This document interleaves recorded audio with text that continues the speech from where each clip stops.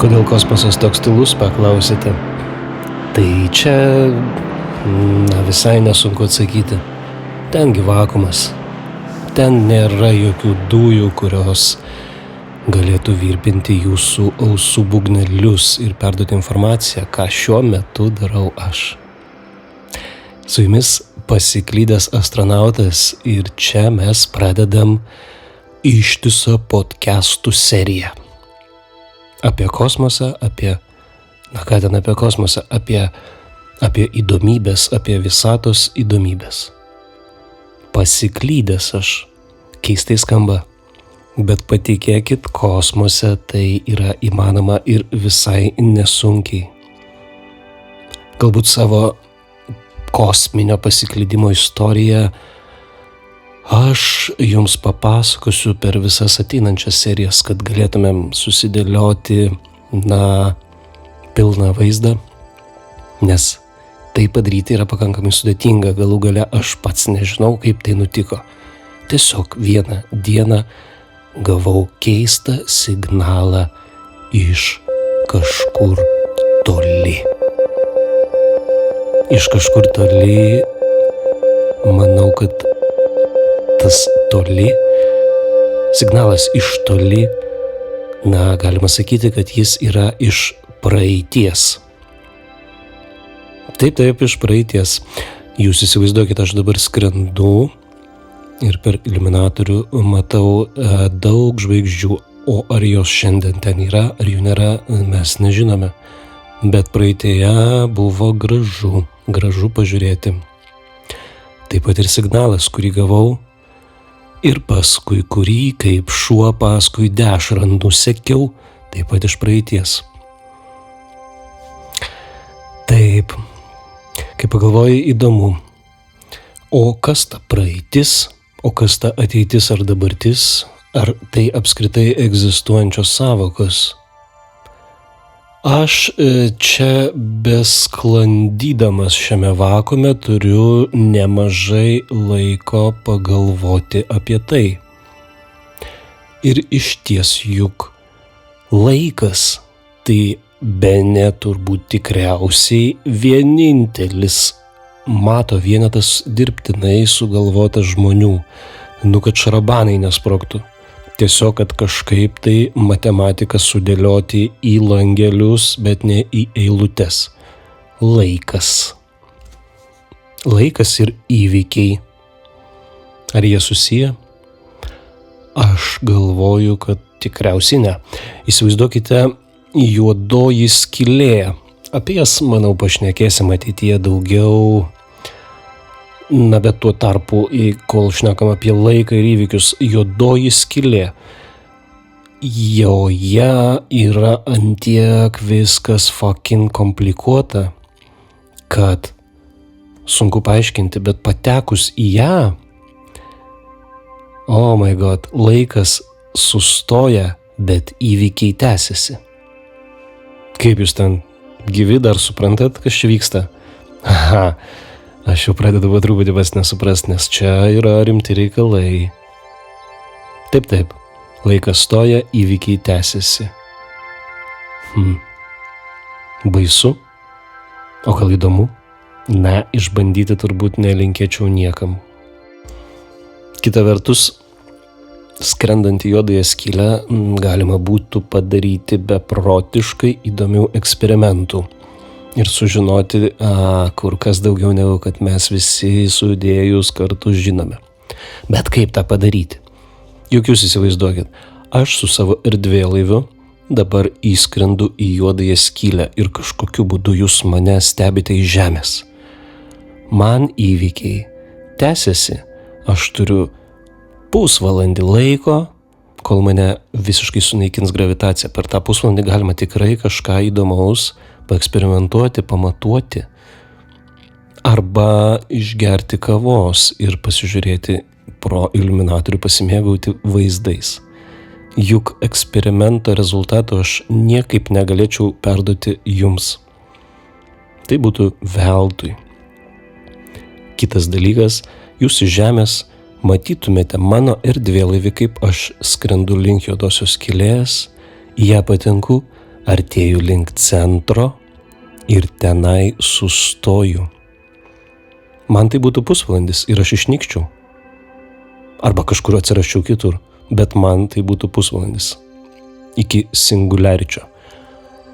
O jums būtų gana keista, jūs matytumėte, vis dar matytumėte mane tiesiog sustojusi juodosios skylės centre. Jūsų vaikai matytų tai. Jūsų anūkai matytų ir proanūkiai matytų ir tritaškis proanūkiai vis dar matytų, kad aš tiesiog pakibęs juodosios skylės vidury. Taip, įdomus dalykai. Jeigu juos pastudijavus ir panagrinėjus kvantiniam lygmenį, manau, galima būtų savo atsakyti matematiškiau. Bet šiuo atveju, argi mes varginsimės tokiais dalykais? Juk diplomo greičiausiai mes už tai vis tiek negausime. Tai tiesiog paleiskim mintis ir pagalvokime apie keistus dalykus, galbūt į kuriuos mes visiškai neturime atsakymų. O galbūt tai ir nėra labai svarbu. Nors filosofiškai mąstant, jeigu darai kažką ir negauni jokio atoveiksmio, tai kam užduoti klausimą? Palikim tai ramybei. Šiuo metu turiu kur kas didesnių problemų. Negaliu nei stabdyti, nei naviguoti, nei paduoti gazo, nes tiesiog skrendu iš inercijos. Patikėkit, o mane atakuoja mažytės kosminės dalelės. Mano erdvėlaivio korpusą pastoviai didžiausiais greičiais daužo ir tratina ir tvatina mažytės kosminės dalelės. Turiu kalkuliatorių po ranka ir pieštuką ir popierių. Žinot, atlikau šiokius tokius skaičiavimus pagal metalų struktūrą, greičius ir kitus kintamuosius bei konstantas. Paskaičiavau tokį dalyką. Ir gera, ir bloga žinia vienu metu. Gera žinia, kad mano korpusas turėtų atlaikyti mažiausiai dar 1 milijoną metų. Kas šiaip yra neblogai. 1 milijonas metų šis tas. O bloga žinia, o kaip man atsilaikyti tą 1 milijoną metų šitoj geležiniai geldai. Bus įdomu. Na nieko, bičiuliai, aš bet kokiu atveju siųsiu savo kosminius signalus į Žemės pusę. Tikiuosi, kad aš paskaičiavau teisingai, kurioj pusėje ta Žemė, ir tikiuosi, kad jūs gaunate šią informaciją ir ją mėgaujatės. Aš manau, jeigu kažkas mane girdi ir gauna šitą info ir yra pakankamai gudrus, galbūt galėtų man siųsti atgal signalą, kokią nors informaciją užkoduotą. Tiesiog, aš turiu modemą, paprastą internetinį signalą. Tokiu būdu galėtumėte parašyti man elementariausią e-mailą. Gera mintis. Galbūt ateityje taip ir nutiks. Man svarbu, mane gelbėtų kontaktas su protingom būtybėm. Taip, su jumis, bičiuliai iš Žemės. Vis negaliu atsikratyti minties, o galbūt aš patekau į paralelinę visatą. Kas būtų gan keista, bet pasiklydimas erdvėje, apie kurią tu nieko nenutuoki, pats savaime keistas dalykas. Klausykit, net jeigu ir taip nutiko, jeigu aš kažkokiu būdu įskriejau į paralelinę visatą, reiškia ir jūs tenai turėtumėt egzistuoti, arba neegzistuoti, būti tokie patys arba kitokie. O kiek tų paralelinių visatų yra? Manau, čia klausimas toli gražu ne matematikams, arba ne vien tik jiems. Juk yra stygų teorija. Jinai, manau, galėtų atsakyti į šį klausimą, ar tai apskritai įmanoma. Teoriškai taip, bet žiūrėkit, juk aš esu praktikas. Wow. Biškis sprogsta smegenis, kaip pagalvoju. Bet pasilgau, tai aš ne paralelių dalykų, bet beta vulgaris paprastųjų. Ir jūs norėčiau, kad būtumėt tie tikrieji čia ir dabar, o ne paraleliniai. Aš tikiu gal, kad taip ir yra. Jeigu ne, kaip galėčiau suprasti, kad yra kitaip? Gal turit jūs minčių? Parašykit komentarą. Aš tik galvoju, beblūdydamas čia, kur tamsu, keista, šalta ir baisu, aš galbūt atrasiu nežemiškos gyvybės. Ką manat? Skamba juokingai. Na, jeigu atrasiu nežemišką grybą, skambės ir atrodys ir man juokingai. Ir mažiausiai keistai, bet vis tiek būtų įdomu. Būtų įdomu, ką įdomu reikėtų daryti atradus nežemišką grybą skrendantį erdvėje. Jeigu priliptų prie erdvėlaivio, reiktų jį greičiausiai nusigramdyti. Arba jis taip p***tų į korpusą, kad įskrietų tiesiog tiesiai pas mane. Būtų įdomu. Ir baisu. Turbūt labiau baisu negu įdomu. Tegul taip nenutinka.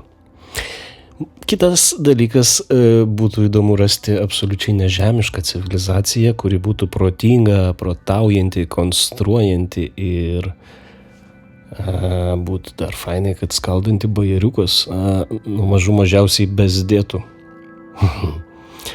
Taip.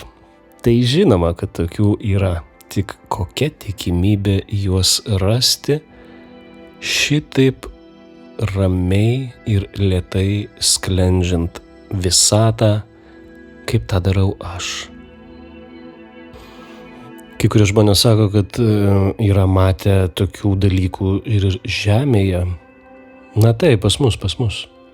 Net ir mūsų mažoj šaly Lietuvoj. Kiek tai yra tiesa, kiek tai yra, tiesa, kuri kyla iš netikrų dalykų, o kiek tai yra tiesiog pramanai, labai sunku pasakyti. Kasgi tokią statistiką gali vesti, nėra atskaitos taško. Čia galėtumėm sakyti arba tikim, arba ne. Aš būčiau prie tų labiau tikinčių negu kad skeptikų. O kas man belieka, juk aš vienas pasiklydęs vidury kosmoso. Man reikia draugelių, come on. Jo, draugelių ateivių. Kas gal ir nėra labai blogai? Na, bent jau būtų įdomu. Čia dar ir be ateivių man užtenka kosminių klaidžiojančių objektų. Aplink Žemės rutulį apskritai yra šiukšlynas, didžiulis sąvartynas. Indai tokio pavydėtų. Nesugebėtų tokio pas save padaryti, kaip mes visi drauge už rankų susiėmę apšiukšlinom aplink Žemės rutulį. Taip, ten yra netgi pavojinga. Ir mano kolegoms nekartą teko judinti subines, kad jų nenuneštų koks nors varžtas ant 12 ar atsuktuvo rankena su visu atsuktuvu. Taip, čia nieko gero. Ir viso to niekaip neišeina išmesti. Tie kūnai įgavę savo orbitą dėl Žemės gravitacijos, puikiausiai gravituoja aplink Žemės rutulį kartu su mūsų realiai gerais daiktais, kosminiam stotim, kosminiais palydovais ir netgi kosminiu personalu. O čia pas mane, jau minėtos kosminės dalelės, jos čia blūdija, skraido, daužosi ir neduoda ramiai gyventi. Bet pasitaiko ir didesnių dalelių, netgi poros milimetrų dydžio. Tokios jau realiai pavojingos. Tokios sumažina šansus išgyventi nuo milijono metų iki milijono mikrosekundžių. Na, aišku, priklauso, koks santykis su ta dalele būtų mano atveju. Bet išbandyti savo kailių nenorėčiau, kol kas dar turiu pakankamai daug vilties sugrįžti namo. Juk ir šį podcastą darau ne šiaip sau. O sugrįžimui namo, manau, man labai padėtų šviesos greitis. Bet kaip jį pasiekti, turėsim dar daug laiko kažką sugalvoti arba sumastyti. Žiūrėkit, jau turim kelis variantus. Gal paralelinės visatos šitoj vietoje galėtų kažkaip pagelbėti, o galbūt nežemiškos civilizacijos galėtų duoti minčių, kaip man įsibėgėti iki šviesos greičio. Žinot ką, o būtų dar geriau, jeigu aš gerokai viršyčiau šviesos greitį. Kažkada buvo toks mokslininkas René Descartes, kuris galvojo, kad galima tai padaryti, bet vėliau atsirado krūva genialesnių mokslininkų, kurie vis dėlto šviesos greičiui uždėjo apribojimą. Ir bent jau šiai dienai galiojančiomis fizikos teorijomis, taisyklėmis, konstantomis ir šiaip mūsų protu suprantame ir žinome, kad šviesos greičio viršyti mes negalėsime. Klausykit, bet būtų gerai, kad bent 1/10 šviesos greičio apgaučiau. Tai gerokai padidintų mano šansus šioje keistoje kelionėje į niekur. Ir šioje vietoje koją pakištų kosminis laikas. Jeigu aš keliaučiau šviesos greičiu arba artėčiau link šviesos greičio, mano borto laikas niekaip man nesikeistų. Netgi mano visi laikrodžiai rodytų įprastą laiką. Sekundės tiksėtų taip, kaip tiksi ir pas jūs. Ką ir minėjau anksčiau, juk tai žmogaus sugalvotas matavimo vienetas. Tuo tarpu jūs mano atžvilgiu pradėtumėt labai greitą gyvenimą. Kaip skrusdėlės, skubėtumėt, lėktumėt. Nors jūsų laikrodžiai taip pat nemeluotų ir rodytų jūsų normalų laiką. Pasiekę šviesos greitį, jei pavyktų grįžti namo, nerasčiau nei jūsų vaikų ar anūkų. Tikriausiai būtų labai keista. Žemėje būtų jau tolima ateitis. O aš būčiau tik užsiauginęs dar labiau žilą barzdą. Įdomu, ar ne? Man įdomu ir baugu. Kita vertus, juk pakeliui galėčiau prigriebti, pavyzdžiui, deimantų. Juk yra čia visokių egzoplanetų, apskritai keistų planetų, kuriuose dėl didžiulių gravitacijų ir kitų sąveikaujančių jėgų yra begalės aukso, deimantų. Netgi spirito debesis neseniai praskridau. Spirito debesis. Taip. Galima prisiveikti reikalų. Bet vėlgi, kaip visą tai paimti ir parsigabenti? Klausykit, paralelinės visatos, nežemiškos gyvybės formos, fingers crossed. Manau, bus dar čia nuotykių. Klausykit, aš pažadu jums viską pranešti ir transliuoti. Tikiu, kad bus smagu. Tarp kitko, priminkit man, kaip sekasi mūsų krepšinio komandoms, rinktiniai, Žalgiriui, Rytui. Žinot, dėl ko taip klausiu? Nes jeigu aš čia dabar kažką sugalvočiau ir sugebėčiau grįžti namo, aš grįžčiau aukštesnis. Įdomu? Žinot kodėl? Paprasta. Dėl mikrogravitacijos poveikio. Žinot, kai astronautai ilgą laiką būna kosmose, jų kūnus veikia mikrogravitacija. Tai tokia būsena, kai gravitacija jaučiama labai silpnai. Žemėje mūsų stuburą suspaudžia gravitacija, todėl tarpslanksteliniai diskai, tie kremzliniai amortizatoriai tarp slankstelių, yra suspausti. Tačiau kosmose, kur beveik nėra gravitacijos, stuburo diskai plečiasi.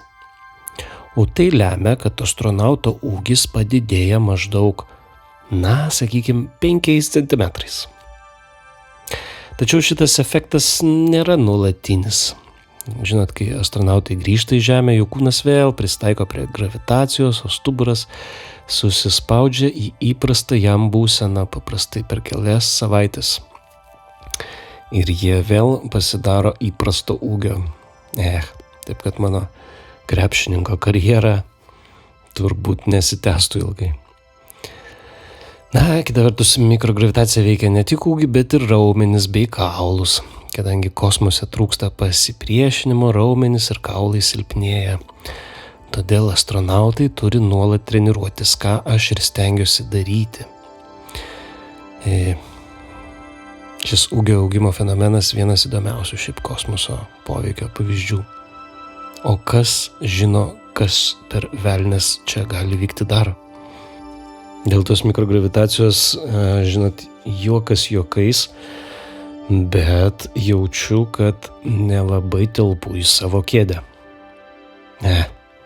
Man tikrai reikia namo, nes mano kėdė yra tikrai patogi.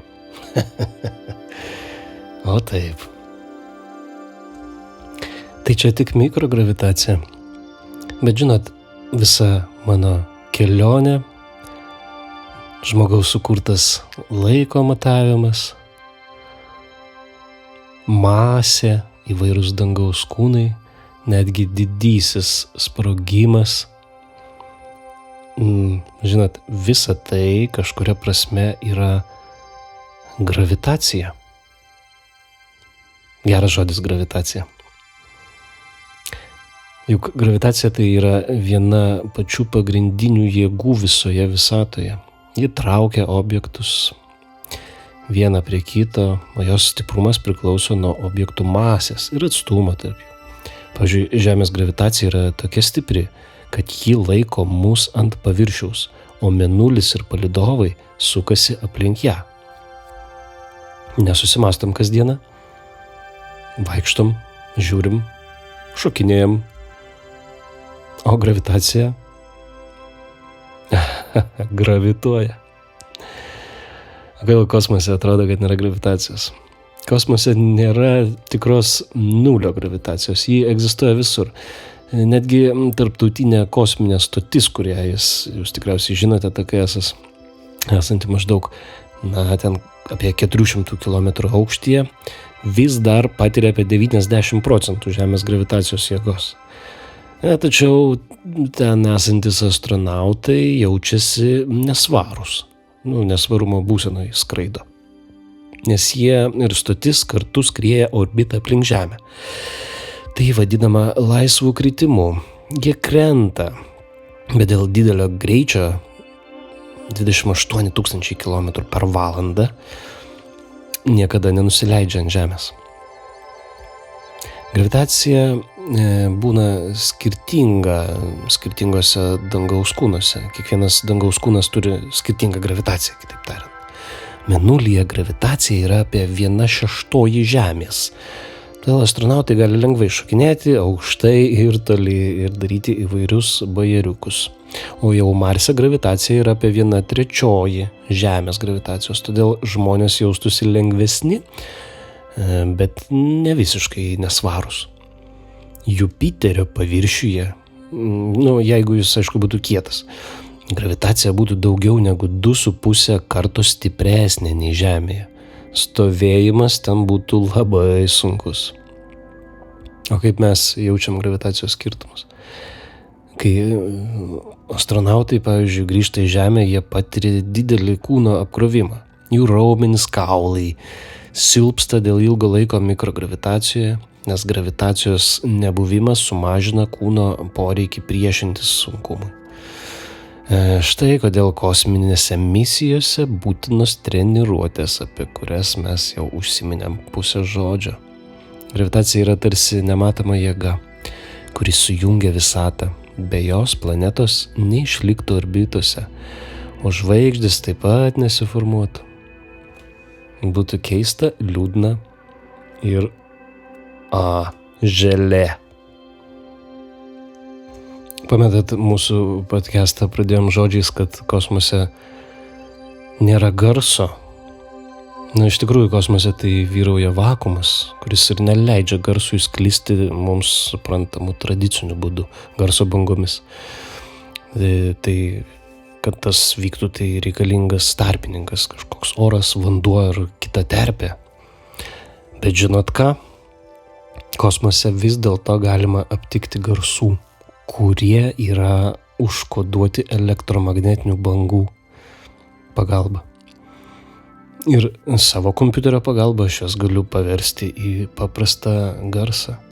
Tai pavyzdžiui, pavyko aptikti vienos juodosios skylės dainą. Juodosios skylės daina, jinai skleidžia žemus garsus, kurių šiaip žmonės tiesiog negirdėtų. Dažniausiai jie yra 1000 kartų žemesni už žmogaus klausos ribą. Ne tik aš, bet ir mano kolegos NASA šios signalus pavertė girdimais ir jie skamba kaip bauginantis vibraciniai dūžiai. Patikėkit, kai esi vienas pasiklydęs kosmose, juos girdėti nėra pats maloniausias dalykas. Taip pat čia pas mane galima išgirsti ir šiaip keistų signalų iš kosmoso. Mes kartais užfiksuojam vadinamosius greituosius radio pliūpsnius FRB. Šitie signalai trunka vos kelias milisekundės, tačiau kyla iš tolimų galaktikų. Kas juos sukuria, kol kas paslaptis. Na, žinoma, kai kurie spėja, kad tai gali būti nežemiškų civilizacijų siunčiami signalai. Taip pat yra kosminiai spinduliai, kai dalelės sklindančios dideliu greičiu susiduria su kosminiais laivais arba zondais. Jos taip pat sukelia triukšmą, kuris primena lietų arba kibirkščiavimą. Taip pat būna plazmos bangos. Man neteko, bet NASA'ai teko užfiksuoti plazmos bangas, kurios kyla, kai įkrautos dalelės keliauja per kosmosą. Šie garsai atrodo tarsi elektroninis murmėjimas arba keisti dainavimai. Taip pat kartais taip nutinka, kad žvaigždės miršta. Ir kai žvaigždės miršta ir sproginėja kaip supernovos, jos skleidžia energijos pliūpsnius, kuriuos galima paversti bauginančiais ir stipriais garsais. Net padažnėjo man kvėpavimas, vien tik pagalvojus apie tai. O kai padažnėja kvėpavimas, reiškia yra naudojamas deguonis. Taip. Juk ir aš be deguonies negaliu gyventi. O kosmose deguonis yra, patikėkit, labai savaime stipriai tikrai nesuprantamas dalykas. Žinot, mano erdvėlaivy deguonis gaminamas, sakykime, tokiu paprastu būdu, tai vadinasi elektrolizė. Naudojant elektrą, vanduo skaidomas į deguonį ir vandenilį. Deguonis paleidžiamas į kvėpavimo sistemą, o vandenilis pašalinamas. Nelabai, kur man jo čia ir reikia. Taip pat būna kosminiai kostiumai. Kostiumai aprūpinti uždara sistema, kurioje yra suspausto arba skysto deguonies atsargų. Be to, anglies dvideginis pašalinamas specialiais filtrais, kad astronautas dėvintis tą kostiumą neuždustų. Taip pat pas mane yra ir atsarginiai metodai. Tai yra naudojamos cheminės reakcijos, pavyzdžiui, ličio peroksido kasetės, kurios sugeria anglies dvideginį ir išskiria deguonį. Kol kas, manau, nebus bėdų, bet žinot, bepasakojant jums apie deguonį ir jo svarbą, pagalvojau, būtų labai nebloga mintis rasti kokių nors gyvų organizmų gyvenančių metano terpėje. Jeigu mums tai pavyktų, aš jums papasakočiau, ką galima būtų pasidaryti įdomaus ir naudingo. Pas jūs Žemėje yra ir tokių gyvybės formų, kurios puikiai gyvena ir be deguonies. Pavyzdžiui, anaerobiniai organizmai. Žinot, mikrobai, kurie energiją gamina procesais nenaudojančiais deguonies. Pavyzdžiui, fermentacija. Jie randami giluminėse jūrose, vulkaniniuose šaltiniuose ar netgi giliai po žemės pluta. Taip pat yra metanogenai. Kai kurios bakterijos naudoja metaną ar vandenilį kaip energijos šaltinį, o jų aplinkai deguonis netgi žalingas. Pavyzdžiui, tokios gyvybės formos galėtų egzistuoti Marse ar Saturno palydove Titane. Kosminės gyvybės teorijos mokslininkai spėja, kad kitose planetose ar jų palydovose gyvybė galėtų būti pagrįsta kitais cheminiais elementais. Pavyzdžiui, azotu, metanu ar net skysto amoniaku. Žinot, kas nutiktų žmogui be deguonies? Kosmose be apsaugos žmogui būtų Jis tiesiog prarastų sąmonę per 15 sekundžių, o per kelias minutės smegenys būtų negrįžtamai pažeistas. Be atmosferinio slėgio kraujas pradėtų virti, o kūno skysčiai tiesiog paimtų ir išgaruotų. Deguonies trūkumas yra vienas didžiausių iššūkių tokioms misijoms kaip mano. Būtų baisu prarasti deguonį. Bet kita vertus būtų smagu jį kur nors atrasti. Žinot, kol taip ramiai ir jaukiai šnekamės, valgytus maniau, pradėjo kažkodėl seilės gamintis. Aha, tik aš čia toks jau pusiau vegetaras ir, ne vegetaras, pusiau veganas pasidariau. Nes mėsytės aš išsiauginu mėgintuvėlyje neįtin daug, o man pasisekė, kad aš turiu atskirą auginimo laboratoriją. Ir ten yra puikios sąlygos augintis įvairias kultūras. Netgi turiu visokių sėklų archyvą, kurių dar net pats nebandžiau pasėti. Su maistu čia pas mane ir gerai, ir blogai. O žinot, ką astronautai šiaip valgo kosmose? Čia gyvenimas kosmose reikalauja, žinokit, specialaus maisto, kuris būtų ne tik maistingas, bet ir pritaikytas vėlgi tos pačios mūsų jau apšnekėtos mikrogravitacijos sąlygoms. Įprastas žemės maistas čia netinka. Jis gali sutrupėti, išsilieti arba čia kažkaip kitaip pridaryti bėdelių. Jo, mūsų mityba atrodo šiek tiek kitokia. Žinot, kažkada tai buvo pirmosios žemiečių misijos į kosmosą. Ir 1961 metais pirmas ruskelis Jurijus Gagarinas skrydo į kosmosą ir skrydžio metu valgė maistą iš aliuminio tubelių, primenančių tokias dantų pastas. Tada pas ruselį buvo sriubos ir mėsos tyrelės. Vėliau buvo Apollo programa, astronautai valgė džiovintą maistą, liofilizuotą, kitaip tariant, kuris buvo lengvas ir ilgai galiojantis. Jį tiesiog reikėjo sudrėkinti vandeniu. O apie vandenį mes dar pakalbėsime. O šiuolaikiniai ir tarptautiniai, pavyzdžiui, kosminiai stoty astronautai dabar turi maistą pakuotėse, kuris yra paruoštas valgyti arba reikalauja minimalaus paruošimo, tiesiog pašildymo arba vandens pridėjimo. Mano atveju yra kitaip. Aš jums neminėjau, bet tai yra eksperimentinė misija. Kurios pradžios aš deja nebūtinai pamenu. Aš tikiu, kad šių podcastų metu pavyks kažką išsiaiškinti daugiau. Jeigu dar įdomu, galiu papasakoti apie maisto rūšis kosmose. Tai tas minėtas liofilizuotas maistas, tai yra toks džiovintas maistas, iš kurio yra pašalinta drėgmė. Astronautai prideda vandens, kad jį atgaivintų, pavyzdžiui, makaronai su sūrio padažu, sriubos arba tie patys vaisiai. Mūsų TKS kartais atgabenama ir šviežių daržovių, vaisių, netgi duonos, tačiau jie turi būti suvartoti greitai. Kosmose būna specialūs desertai. Astronautai gali mėgautis sausainiais, šokoladu arba netgi ledais. Taip, liofilizuotais ledais. Bet still, taip pat ir atsigerti vanduo, arbata, kava, sultis būna tiekiamas specialiuose maišeliuose su šiaudeliais, kad skystis neišsilietų ir kur nors neužtrumpintų į kokį svarbų tumblerį. Taip. O ta, žinot, mikrogravitacija minėta, tai irgi kelia, tarkim, iššūkių. Be gravitacijos maisto trupiniai arba skysčiai lašeliai gali laisvai sklandyti, patekti į įrangą arba į astronautų nosis, kvėpavimo takus, todėl visas maistas turi būti sandariai supakuotas.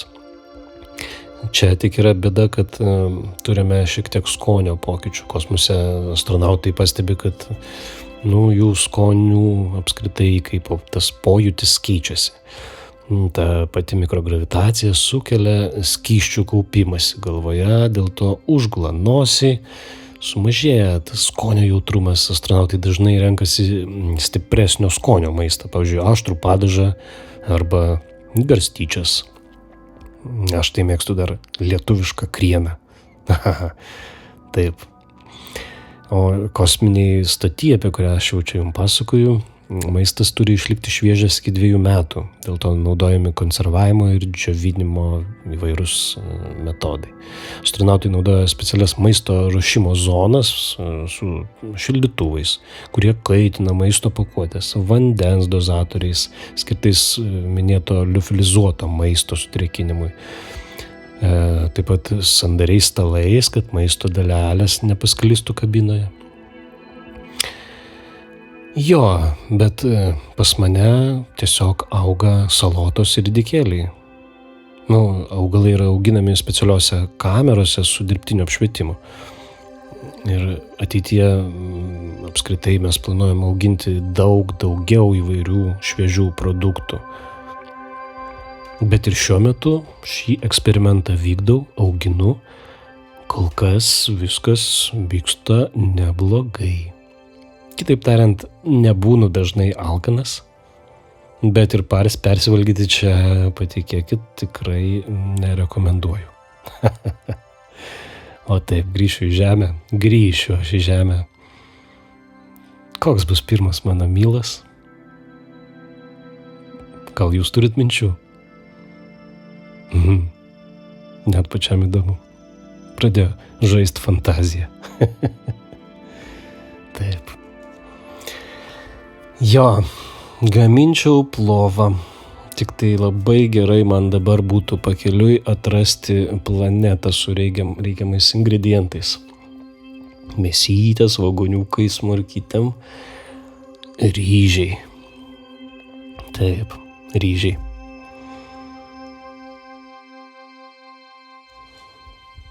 Maistas maistu. Bet susimąsčiau, o kokioj aš vis dėlto galaktikoje šiuo metu esu ir kaip galėčiau tą išsiaiškinti. Geras klausimas. Ar jūs žinot, kas ta galaktika? Turbūt žinot. Tai čia didžiulė gravitacija sujungta žvaigždžių, planetų, dujų, dulkių ir tamsiosios medžiagos sistema. Galaktikų dydžiai gali būti labai skirtingi ir įvairūs, nuo kelių milijonų žvaigždžių iki trilijonų.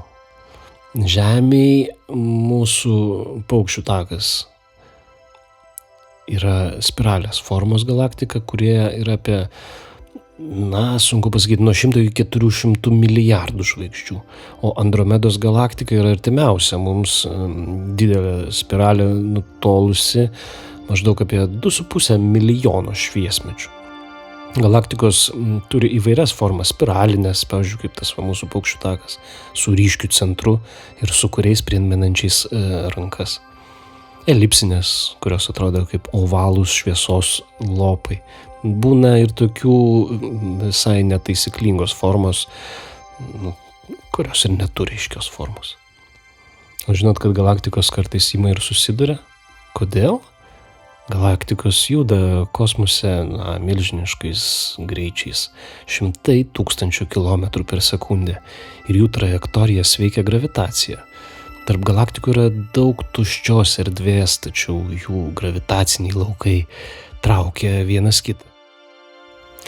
Ir kai galaktikos yra arti, jos gali pradėti jungtis arba susidurti. Žinot, pirma priežastis tai tas minėtas gravitacinis traukimas, kai viena galaktika priartėja prie kitos, jų gravitacijos ima viena kitą veikti, ištempdamos žvaigždžių ir dujų mases. Tai sukelia susiliejimą. Taip pat būna kosminis judėjimas, visata plečiasi, tačiau netoliese esančios galaktikos priklausančios tam pačiam spiečiui juda viena kitos link. Ankstyvoji visata, tai prieš milijardus metų galaktikų buvo mažiau, o jos buvo arčiau viena kitos, todėl susidūrimai buvo kur kas dažnesni. Žinot, kaip atrodo galaktikų susidūrimas, būna pradinis etapas, tai kai dvi galaktikos ima artėti viena prie kitos, jų gravitacija sukelia chaosą. Žvaigždės, dujos, tamsioji medžiaga pradeda judėti, formuodamos ilgus, tokios uodegos pavidalo struktūras. Kai galaktikos susiduria, jos gali pereiti viena per kitą, kadangi atstumai tarp žvaigždžių yra didžiuliai. Žvaigždės retai tiesiogiai susiduria, tačiau dujų ir dulkių debesis susiduria, sukeldami naujų žvaigždžių gimimą. Čia šitas dalykas vadinasi žvaigždėdaros protrūkiu. Žinot, kažkada ir mūsų Milky Way'us susidurs su Andromeda. Ir žinot, kaip vadinasi šitą galaktiką? Milky Meda. Taip, rimtas bairis.